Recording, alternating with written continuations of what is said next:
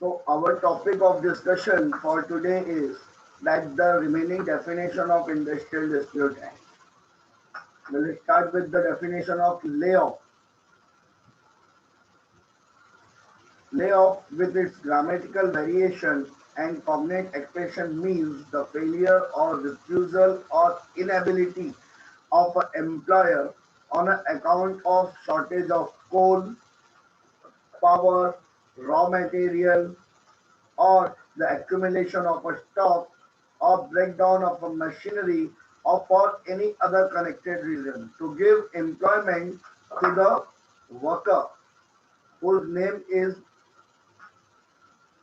born on the muster roll of his industrial employment and who has not been retrenched or on account or discontinuance or reduction of supply of power of the industrial establishment.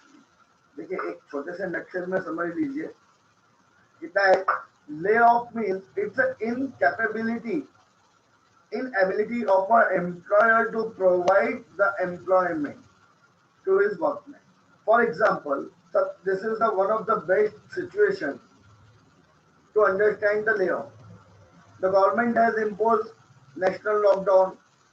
Various state government has imposed that lockdown and curfew, which clearly orders that all the factories, all the manufacturing unit will be closed.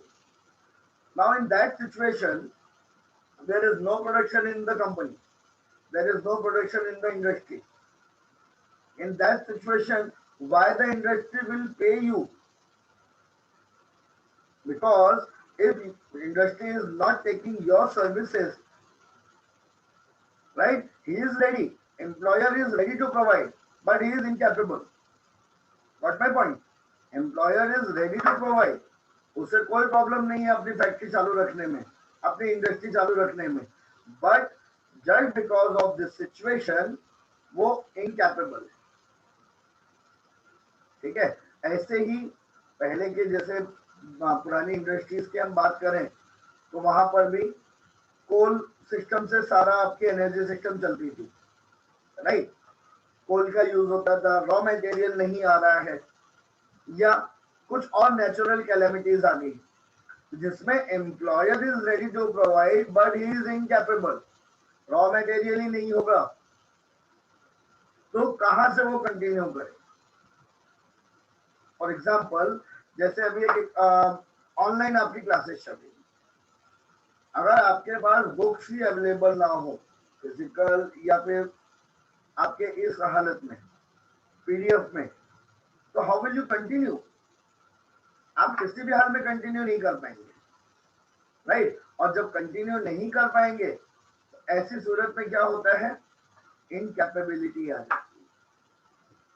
और जब incapability आती है तो ऐसे में ना तो professors की गलती है ना कॉलेज की गलती है. They are incapable to provide because एक अनवांटेड सिचुएशन अरोज होती है. इसी को हम ले ऑफ कहते हैं. व्हेन जस्ट यस, तो ये जितनी भी इनकैपेबिलिटी है, इनकैपेबिलिटी के हिसाब से आपको ये आपको इम्पोज करना पड़ता है जहां पर एम्प्लॉयर इनकैपेबल हो जाता है, राइट.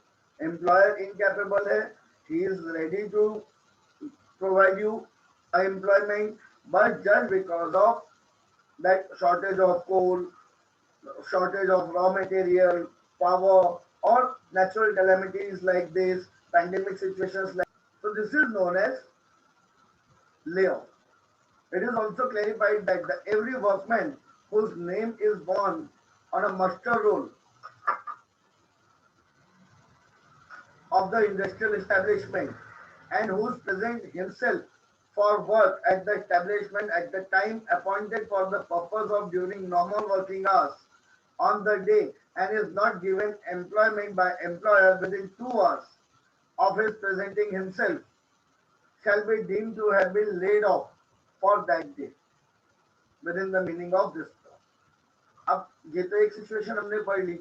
दूसरी सिचुएशन, सपोज आपने मुझे अपने यहाँ रखा किसी काम के लिए, मैं आपके यहाँ एक टेक्निकल सुपरवाइजर बन के आया ज्वाइनिंग के बाद तक, आप मेरे आने के बाद तक मैं अपने टाइम पे आपकी इंडस्ट्री में पहुंच गया, उसके पहुंचने से 2 घंटे तक आपने मुझे जॉब प्रोवाइड नहीं किया, तो ये उस दिन के लिए ले ऑफ मान लिया जाता है। What my point? तो lay off 1 day single day के लिए भी होता है, इसको याद रखिएगा। बाकी चीजों के लिए जो हमने ऊपर का डेफिनेशन पढ़ा वो तो है ही है, but including that day too कि अपॉइंटेड डे पे जिस दिन आपने मुझे अपॉइंट किया है and the employer is paid to provide me a job within 2 hours, then in that situation my presence will be marked on a muster roll and it shall be deemed that I have been laid off by the employer because employer is incapable to provide me a proper working condition or job. Okay? It is further provided that if the workman, instead of being given employment at the commencement of any shift for any day, is asked to present himself for a purpose during the second half of the shift or for that day and is given employment, then he shall be deemed to have been laid off for 1.5 day. देखिए मैंने आपको शुरुआत में बताया था कि पुराने time पे भी और आज के टाइम पे भी दो तरीके से फैक्ट्री चलती है, इंडस्ट्रीज शिफ्ट में काम करती है, राइट। सपोज आपको मॉर्निंग शिफ्ट के लिए ना बुलाकर एम्प्लॉयर ने आपको बोला कि आप सेकेंड शिफ्ट में आएंगे आज, ऐसे में ये जो फर्स्ट हाफ जो आपका है वो लेड ऑफ माना जाएगा and it will be calculated for your payment. This is the one of the important vital part. During lay off the workman is entitled to receive a payment.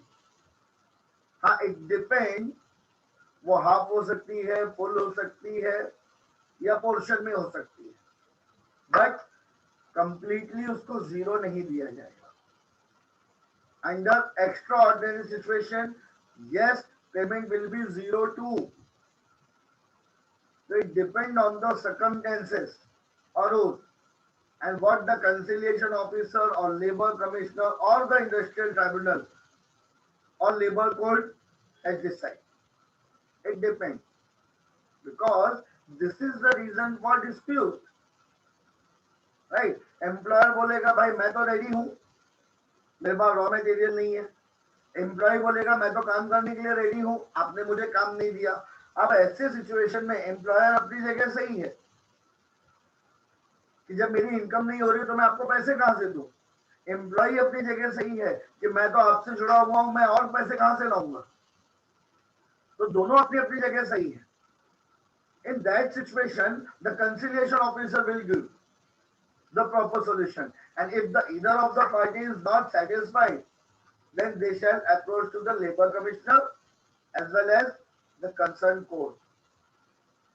But my point? Now, lockout, section 2, subsection I. Lockout means the temporary closing of a place of employment or suspension of work or the refusal of by an employer to continue to employ any number of person employed by him. Now, layoff is that it's a stopping of a work by employer, but not willfully and intentionally. Out of जो उसकी situation arose होती है उसके बाद उसको ये decision लेना पड़ता है। हाउएवर लॉकआउट में the employer will close his industry, that I will not give you any opportunity to work within my industry. Reason कोई भी हो सकता है, वो हम पीयूएलपी और एमआईटीयू में भी पढ़ेंगे। रीजन बहुत सारे हो सकते हैं जहां पर अब एम्प्लॉयर आपको जॉब नहीं देना चाहता, employer is not willing to continue with your service, that is known as lockout. The difference between lay off and lockout is in lay off there is no intention, in lockout there is a intentionally lock off the company by the employer. What's my point? इसके बाद आते हैं public utility service. Public utility service, as we know that any railway service, transport and passengers or goods, any service, port, dock, postal, telegraphs, telephone means the services which provide for the benefit of public, which are serving for public. That services are known as public utilities. Retrenchment. Retrenchment, section 2, subsection O, clause O. Retrenchment means the termination of an employer of a service or workman for any reason whatsoever, otherwise than a punishment inflicted by way of disciplinary action. Means retrenchment means आपको आपके terminate कर दिया जाता है आपको आपके job से, but it should not be a disciplinary action. Punishment नहीं होना चाहिए, लेकिन आपको आपके काम से रोक दिया जाता है. Working has been stopped by the employer. That is known as retrenchment. But retrenchment does not include VRS, voluntary retirement, retirement of a workman or reaching the age of the superannuation if the contract of employment between the employer and workman concerned containing stipulation in this behalf, termination of a service of a workman as a result of non-relevant renewal of a contract, employment between the employer and workman concerned on its expiry of such contract being terminated, and termination of a service of workman on a ground of ill health. तो देखिए सीधी सी बात है, retrenchment किसको कहा जाता है? जहां पर एक एम्प्लॉय को या एक वर्कर को निकाल दिया जाता है, but not on a ground of administrative action और डिसिप्लिनरी एक्शन. एक हार्मोनियस रिलेशनशिप में उसकी सर्विस को रोक दिया जाता है, जिसको आप कहते हैं जबरदस्ती छुट्टी पे भेजना, राइट? ऐसे कंडीशन में, but it should not include the VRS या फिर एज ऑफ सुपर एन्युएशन मिल गया है. Superannuation means it's a pension. Pension का नाम आप लोगों ने सुना होगा, उसी को सुपर एन्युएशन बोलते हैं, ठीक है? या फिर कंटिन्यूअस ऑफ कॉन्ट्रैक्ट नहीं हुआ, ऐसे सिचुएशन में इसको कहा जाता है रिट्रेंचमेंट. What my point? उसके बाद आता है settlement. Settlement, section 2, subsection P. Settlement means a settlement arrived in a course of conciliation proceeding and include a written agreement between the employer and workman, arrived at otherwise than in a course of conciliation proceeding, where such agreement has been signed by the parties thereto in a such manner as may be prescribed, and a copy thereof has been sent to the officer authorized in this behalf by the appropriate government and conciliation officer. Means, suppose a dispute arose within an industry, but after the arisen of that dispute, there is a mutual talk between the employer or representative of employer and that worker, और उन्होंने बीच का एक रास्ता निकाल लिया. ऐसे में adjudication की जरूरत नहीं पड़ी, कंसिलिएशन प्रोसीडिंग की जरूरत नहीं पड़ी. They are mutually agreed on such terms and condition, और whatever that dispute is resolve between the parties by this mutual agreement. That is known as settlement. What my point? That is known as settlement. When the two parties are agreed to resolve their dispute without referring their matter to the conciliation officer, conciliation board, without referring that matter to the any of the authority, labor court नहीं, और कहीं पे भी कोई authority नहीं, कोई legal proceeding नहीं.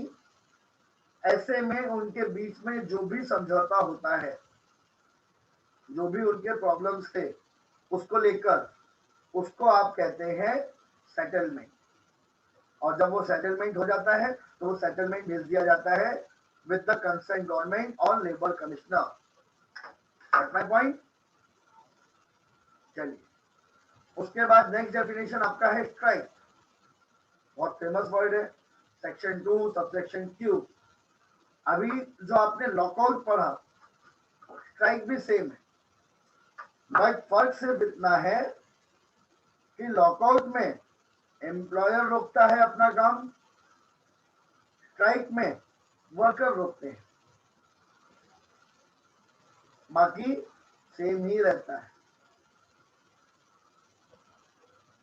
Lockout में एम्प्लॉयर काम रोकता है विलफुली, इंटेंशनली, और यहां पर वर्कर रोकते हैं अपना काम। Section 2 subsection Q, strike as a cessation of a work by body of a person employed in any industry acting in combination or concert refusal under a common understanding of any number of persons who are or have been so employed to continue to work to accept the employment। ऐसे situation में आपका जितना ये काम रुकता है, इसको हम बोलते हैं स्ट्राइक। अब स्ट्राइक में भी दो तीन आपके टाइप्स हो सकते हैं। दो तीन टाइप्स ये हो सकते हैं कि स्ट्राइक में कई बार आपको अपने हिसाब से कंटिन्यू नहीं करना पड़ता, मींस पूरे के पूरे सारे के सारे आपके वर्कर्स स्ट्राइक में पार्ट लें, जरूरी नहीं है।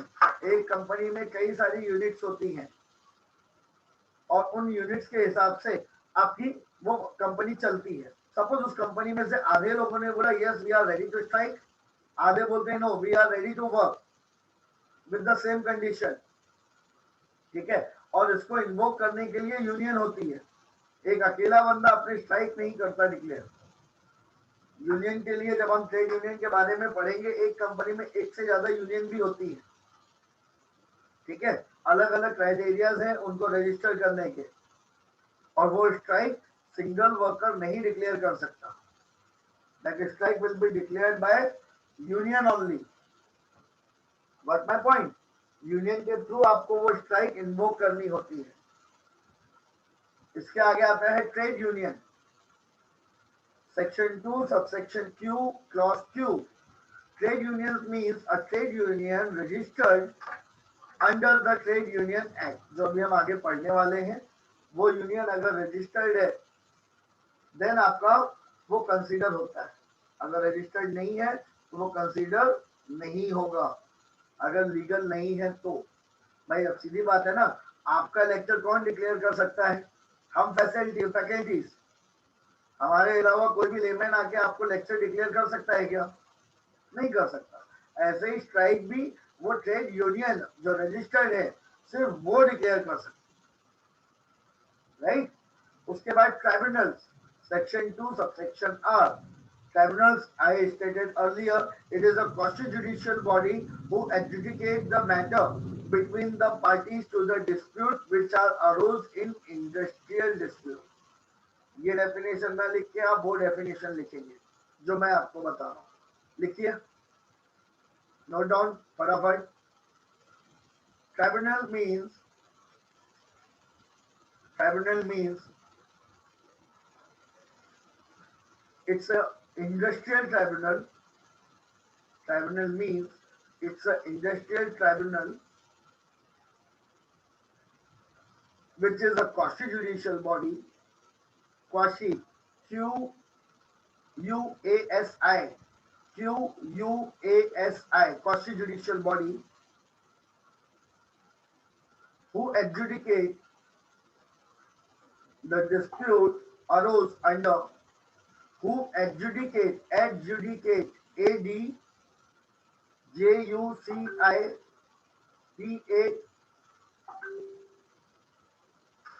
adjudicate, C-A-T-E, adjudicate the dispute which arose under Industrial Dispute Act and other matters other matters, यहाँ पे आप केस नहीं लिखेंगे क्योंकि केस हमेशा क्रिमिनल में आता है, याद रखिएगा। मैटर सिविल होता है, केस क्रिमिनल होता है। इसको लास्ट तक याद रखिएगा जब तक आप जिंदा हैं, अदरवाइज बोलेंगे सिविल केस करने गया था, सामने वाला समझ जाएगा किस लेवल के वकील है आप। ओके, तो उसको याद रखिएगा, मैटर हमेशा सिविल होता है, केस हमेशा क्रिमिनल होता है। ओके, तो the matter arose inside the other matter arose inside the industry. What my point? This is the so unfair labor practices. Unfair labor practices means any of the practices specified in fifth schedule. That means unfair labor practices में आपको एक काम दिया हुआ है, ठीक है, कि एक मजदूर का काम है वहां पे जाकर कोई भी डाइंग मटेरियल है, उस डाइंग मटेरियल को सही समय पर उस मशीन के अंदर डालना, जो डाइंग इंक है, बट वो नहीं डालता और उसकी वजह से पूरी शीट खराब हो रही है। अगर आपने नहीं देखा होगा कि कपड़े कैसे बनते हैं तो एक यूट्यूब पे वीडियो देख लीजिएगा। वेरी पंक्चुअल होना पड़ता है, अदरवाइज वो पूरी शीट खराब हो जाती है, राइट। तो ऐसे में अनफेयर लेबर प्रैक्टिस है। आप फायर वर्क में काम कर रहे हैं, फायर शॉप में, और वहां पे आप सिगरेट पी रहे हैं। आजकल तो मोबाइल की वजह से बहुत ज्यादा शुरू हो गया है कि लोग लगे हुए हैं मोबाइल में और प्रॉपर वर्किंग पे उनका ध्यान नहीं है, राइट। ऐसे सारे कंडीशन में ये सारी की सारी अनफेयर लेबर प्रैक्टिसेस कहलाती है। When the labour violates its service और terms of its service, that is known as unfair labour practices. When the labor violates his service or the assignment which is granted to him, then it is known as unfair labor practices. सिर्फ एक ने लिखा है, बाकी लोग नहीं लिख रहे। Good. Village industry, section 2 subsection R clause B। Village industry is the same meaning, means जो खादी ग्रामोद्योग है, लाइक अमूल। अमूल के बारे में आप जानते होंगे, गुजरात, वो कुछ विलेजेस के थ्रू ही शुरू हुआ था, कुछ लेडीजों के थ्रू ही शुरू हुआ था, राइट। तो ये भी एक तरीके का विलेज इंडस्ट्री है। Wages one of the vital part, and this is the one of the main cause जिसकी वजह से इंडस्ट्रियल डिस्प्यूट अरोज होता है। बिल्कुल सही है, ठीक है, इसकी वजह से इंडस्ट्रियल डिस्प्यूट अरोज होता है क्योंकि उनको पेमेंट नहीं मिलती, या जितना वो वर्क कर रहे हैं उनको लगता है एम्प्लॉयर इतना कमा रहा है और हमें कुछ नहीं मिल रहा, राइट। या फिर एम्प्लॉयर ने ज्यादा काम ले लिया और उनको पैसे नहीं। तो wages means it is all remuneration capable of being expressed in terms of money, which would, if terms of employment expressed or implied were fulfilled, be payable to a workman in respect of his employment or work done in such employment. Means आपको जो काम दिया गया है workers को, वो worker ने वो काम फुलफिल कर दिया, उसके अगेंस्ट में उसको पेमेंट मिलनी चाहिए। Only in terms of money, there should not be any barter system. इसको दिमाग में रखिएगा, there should not be any barter system, काम के बदले पैसा। But my point, and include such allowance, including dearness allowance, आजकल आपको भाड़ा मिलता है, रहने के लिए मिलता है, सारी चीजें आपको एक्स्ट्रा एडिशनल फैसिलिटीज में मिलती हैं। बेसिक सैलरी के बराबर ये सारे आपके टीए डीए ये सारे हो जाते हैं, right. and as the workman is for time being is entitled to the value of any house accommodation or supply of light, water, medical attendance, other amenity। आजकल कुछ फैक्ट्रीज या कुछ इंडस्ट्री तो आपका मेडिक्लेम भी करा के दे रही है, राइट। ये सारे के सारी एक्स्ट्रा फैसिलिटीज भी आपकी वेजेस में आती है।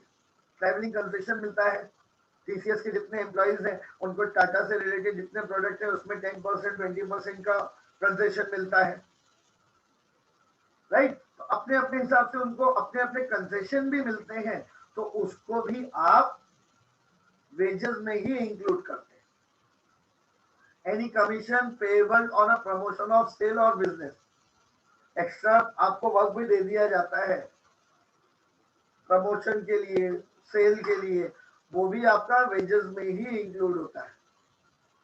But it does not include any bonus, bonus include नहीं होता। बोनस क्या होता है, जब कंपनी को एक्स्ट्रा इनकम होती है तो वो किसी भी ओकेजन में आपको एक्स्ट्रा पैसे दे देती है, राइट, उसको बोनस बोलते हैं। तो bonus is not compulsory added as a wages, it's completely free will and wish of the company. Gujarat की जो डायमंड कंपनी है वो तो कार देती है एज अ बोनस, राइट।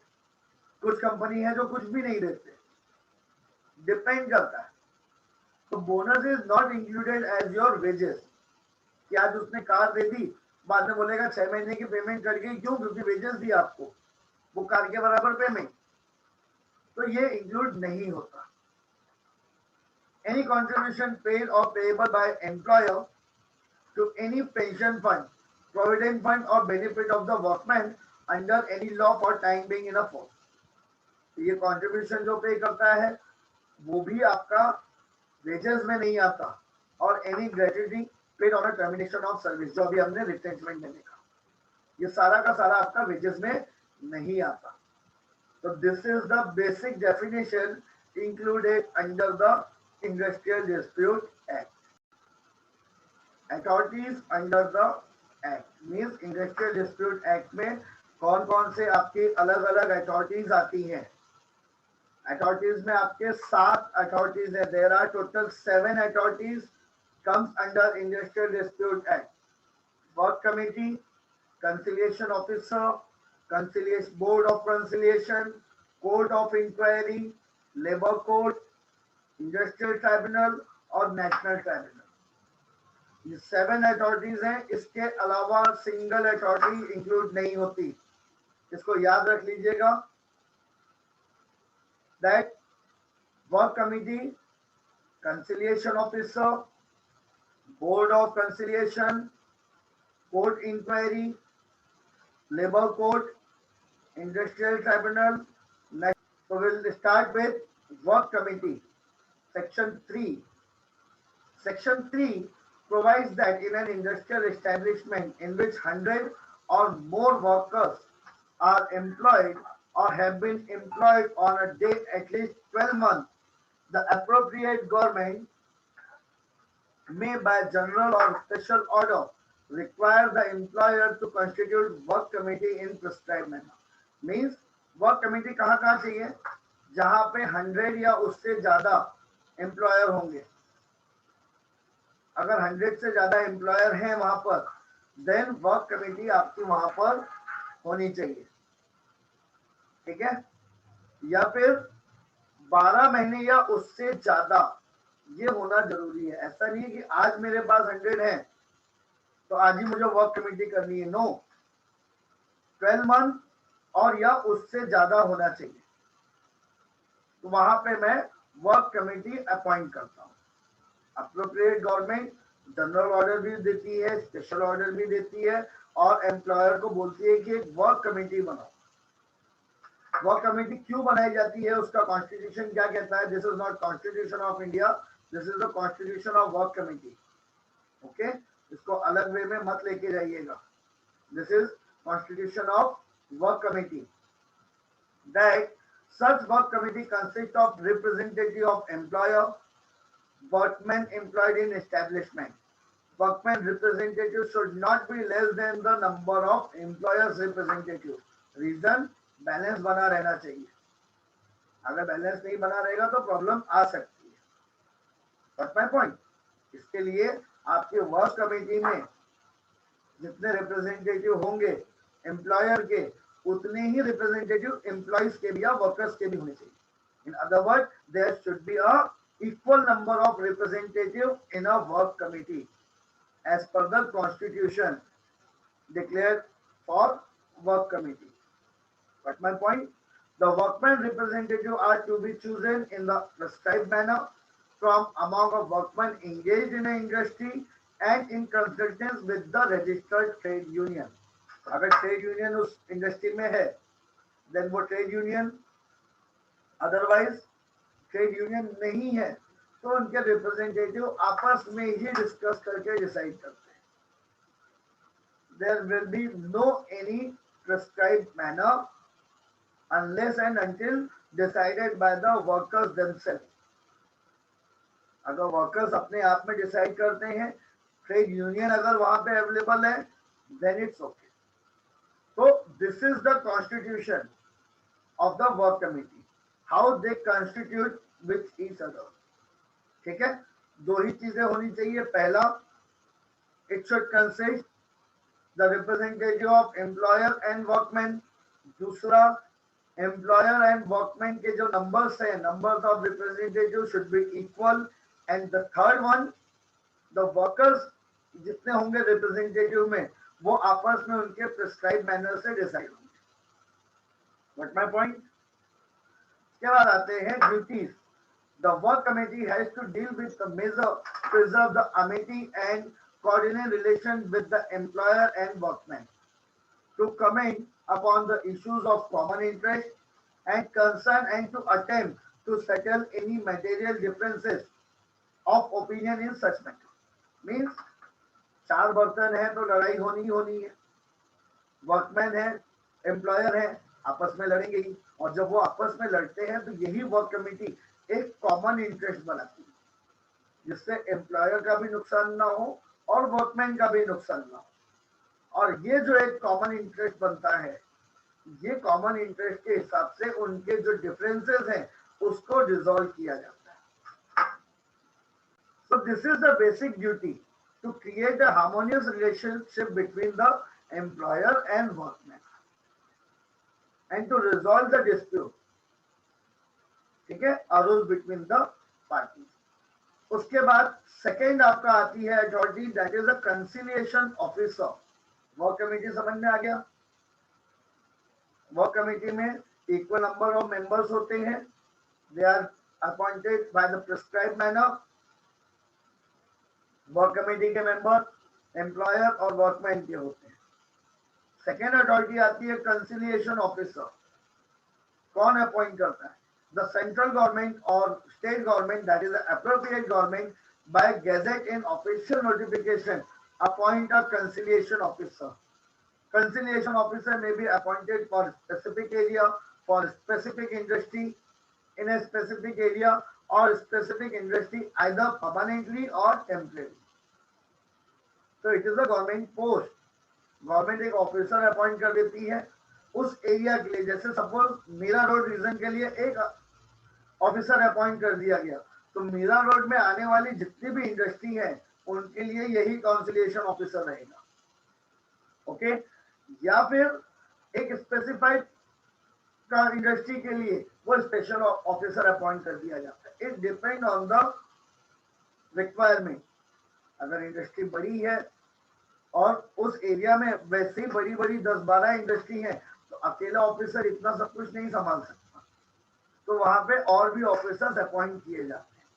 तो it is appointed by the concerned government, that is the appropriate government, by publication in official notification in Gazette.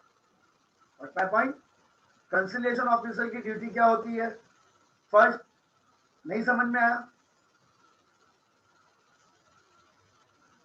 Again मैं बता रहा हूं, अपॉइंटमेंट कंसिलिएशन ऑफिसर का गवर्नमेंट करती है. ऑफिशियल गजेट उसका होता है, दैट इज पब्लिकेशन.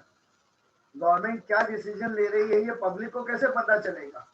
तो एक गजट होता है जिसमें गवर्नमेंट अपने डिसीजन को पब्लिश करती है. अगर मीरा रोड के लिए किसी को अपॉइंट करना है, मिस्टर ए को अपॉइंट करना है, तो अपॉइंटमेंट लेटर के साथ साथ ये नोटिफिकेशन भी निकालना कंपलसरी है फॉर गवर्नमेंट, और तब वो ऑफिसर अपॉइंट होता है. क्लियर? गुड. अब उसकी ड्यूटीज देखते हैं, क्या क्या ड्यूटी है। पहली ड्यूटी सेम जो आपके वर्क कमिटी की थी, to meditate and settlement of a industrial dispute, to promote the settlement. Means इसमें सेटलमेंट करवाना आना चाहिए, नारद मुनि का काम इसमें नहीं। ठीक है, जो कंसिलिएशन ऑफिसर होता है वो दो लोगों के डिस्प्यूट को सेटल कराने की कोशिश करेगा, न कि भड़काने की। दोनों पार्टीज से वो सब बात करता है, दोनों पार्टीज की हेयरिंग लेता है, जिसको आप प्रोसीडिंग बोलते हैं। ठीक है, अगर उसको लगता है तो वो प्रोसीडिंग भी लेगा, दोनों पार्टीज की कंप्लेंट या ग्रीवेंसेस देगा, उसमें दोनों पार्टीज अपना अपना क्या रिप्लाई दे रही है, जिसको से बोलते हैं, वो लेगा, उन दोनों को सुनेगा और कोशिश करेगा कि आप किसी भी हिसाब से अपने सेटलमेंट को एक फ्रेमवर्क में लेके आइए। वो एम्प्लॉयर को समझाएगा कि प्लीज इनकी डिमांड मान लीजिए, वर्कमैन को समझाएगा कि आपकी डिमांड एम्प्लॉयर के लिए खतरनाक है, थोड़ा बहुत इसमें बार्गेनिंग करिए। तो ये सारा काम एक कंसिलिएशन ऑफिसर करता है। ठीक है, so another duty of conciliation officer is to investigate the dispute without delay. Once the grievances is imposed, grievances is laid on a table of that conciliation officer, वो ग्रीवेंसेस को investigate करना भी जरूरी है कि क्या इसकी ग्रीवेंसेस सही भी है या नहीं।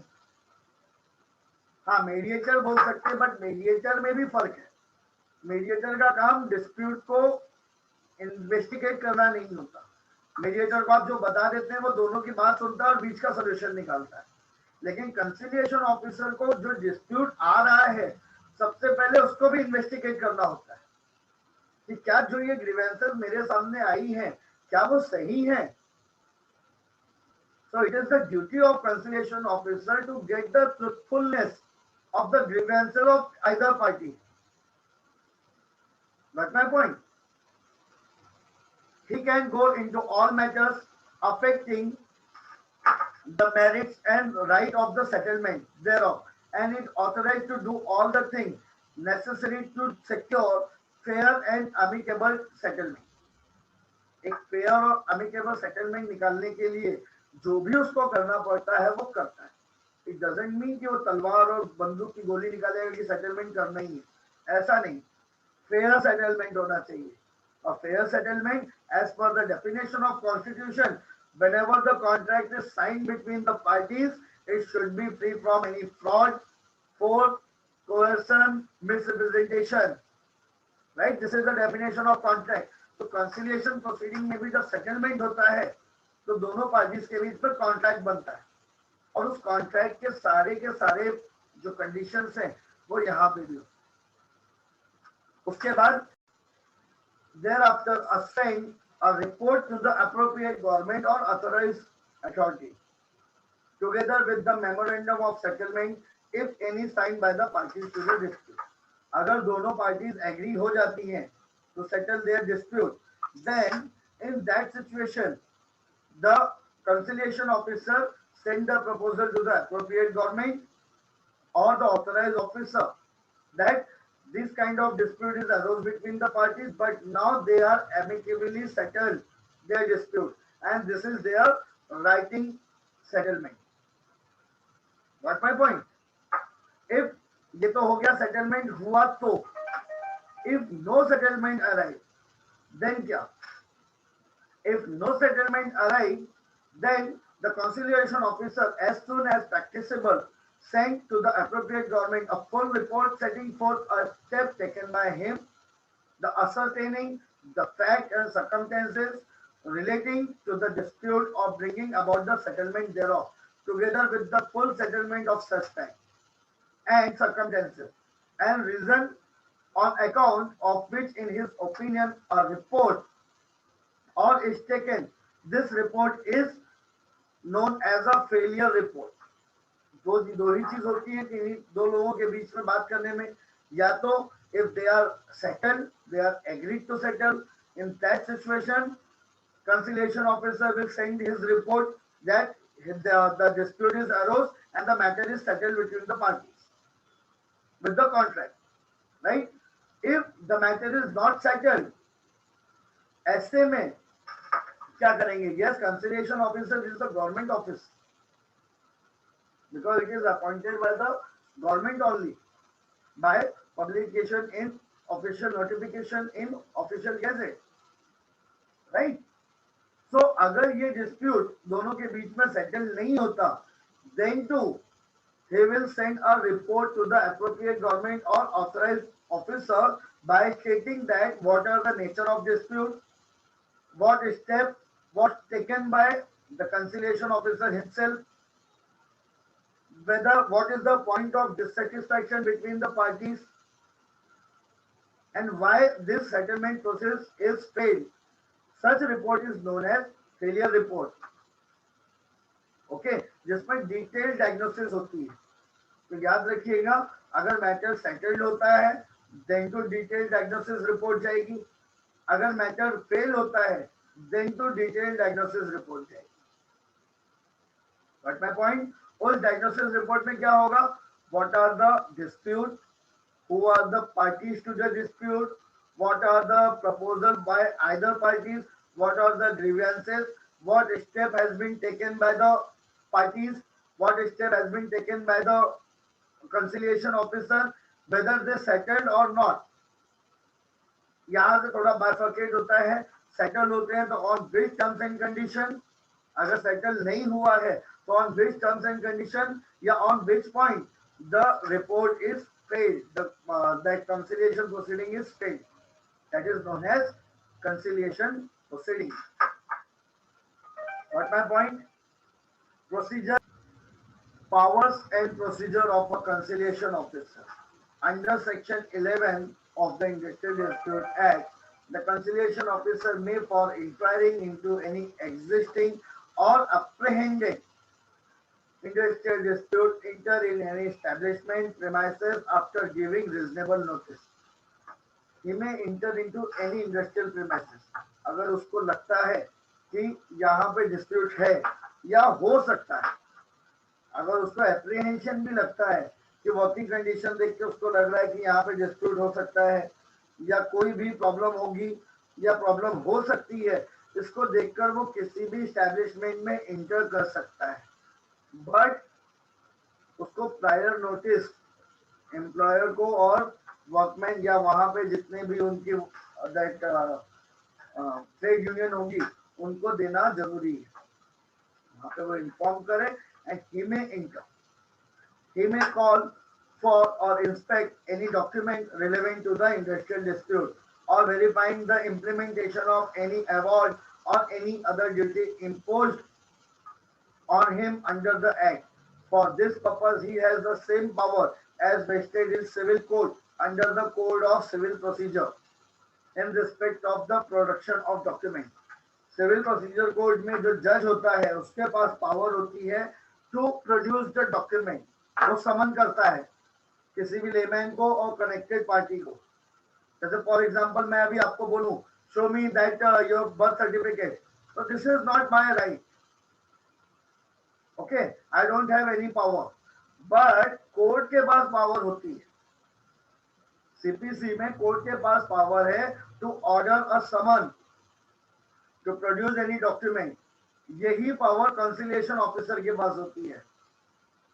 ओके, जो एक समन इशू करता है और सारे डॉक्यूमेंट रिलेटेड टू डिस्प्यूट मंगाता है. और conciliation officer is a public servant as defined in IPC. IPC में एक डेफिनेशन है जहां पे पब्लिक सर्वेंट दिया हुआ है. कंसिलिएशन ऑफिसर को वही पावर है. क्यों दी हुई है ये? ताकि आप उसके साथ में अगर कुछ भी मस्ती करते हैं, उसके साथ में मारपीट करते हैं, बाकी चीजें करते हैं, तो ऐसी सूरत में आपको आईपीसी का एक वो झेलना पड़ जाएगा section, that is section 21 of IPC. Cross check कर लीजिएगा. Section 21 of IPC define a public servant. Means public servant के साथ में अगर आपने कुछ भी किया तो फिर आपको पीनल प्रोविजन झेलना पड़ेगा. ठीक है, जहां पे आपको इम्प्रिजनमेंट अप टू लाइफ या इम्प्रिजनमेंट अप टू 10 इयर्स हो सकती है. So this is the conciliation proceeding. Okay, उसके बाद हम आते हैं board of conciliation. Under section 5 the appropriate government, under section 5 the appropriate government may, as occasion arises, by gazette notification constitute a board of conciliation। Same चीज है, conciliation officer में he is the single person, board of conciliation consist more than one person. ठीक है, that is known as board of conciliation, जहां पर एक या एक से ज्यादा लोग इन्वॉल्व होते हैं। Such board has a independent person. अब बोर्ड का कॉन्स्टिट्यूशन समझिए, एक चेयरमैन होता है, independent person as a chairman, and the remaining members are to be equally represent the parties to the dispute। Means फिर से वही, एक चेयरमैन, बाकी एम्प्लॉयर के इक्वल नंबर, एम्प्लॉय के इक्वल नंबर। ठीक है, बट एक चीज याद रखिएगा, बोर्ड ऑफ कंसिलिएशन हमेशा ऑड नंबर में होगा, 3, 5, 7, 9, 11 ऐसे, ताकि अगर कुछ प्रॉब्लम फंसती है तो एक जो चेयरमैन है वो डिसीजन दे सके। माय पॉइंट, जैसे कंसिलिएशन ऑफिसर में होता है एक चेयरमैन और equal number of representative of parties to the dispute. If any party fail to make any recommendation of the parties concern in a stipulated time, the appropriate government may make a appointment। Board बनाया गया, chairman appoint किया गया, अब बाकी parties को बोल दिया गया कि अब आप अपने अपने मेंबर्स को अपॉइंट करिए। लेकिन अगर उस स्टिपुलेटेड टाइम में इधर ऑफ द पार्टीज अपॉइंट नहीं कर पाती, ऐसे में स्टेट गवर्नमेंट या सेंट्रल गवर्नमेंट अपना रिप्रेजेंटेटिव अपॉइंट करती है, लेकिन वो कोरम पूरा होना चाहिए। But my point, without completion of quorum कोई भी प्रोसीडिंग आगे नहीं बढ़ती। ठीक है,